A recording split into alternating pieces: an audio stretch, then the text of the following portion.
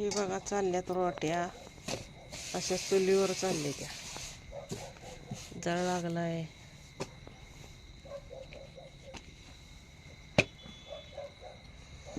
चुलीवरच्या चपातीचा वासच भारी येतोय. होय, ही लागली लाटायला आणि रोट्या फुगतात बरं का माझ्या.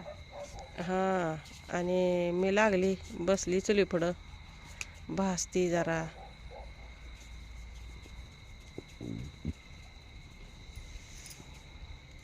वारं जरा जरा सुटले त्यामुळं जाळ ही होते.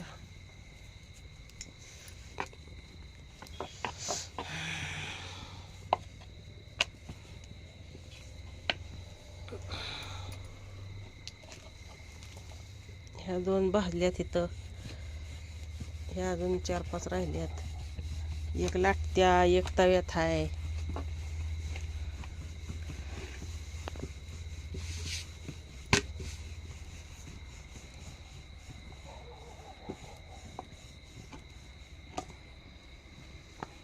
मस्त वास येतोय है ना चपातीचा.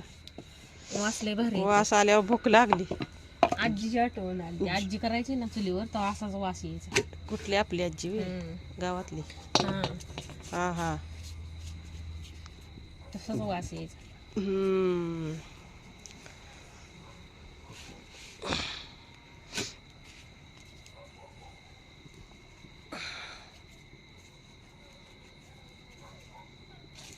अजून लाव का लय करपल.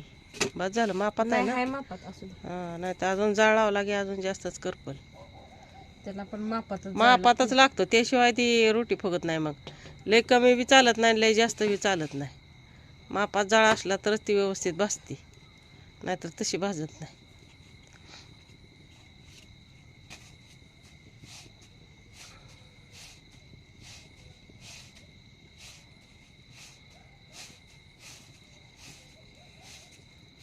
अशी चपातीवर चपाती ठेवायची, मग ती रोटी अशी फुगती. बघा बघा कशी छान फुगली, मस्तच फुगली.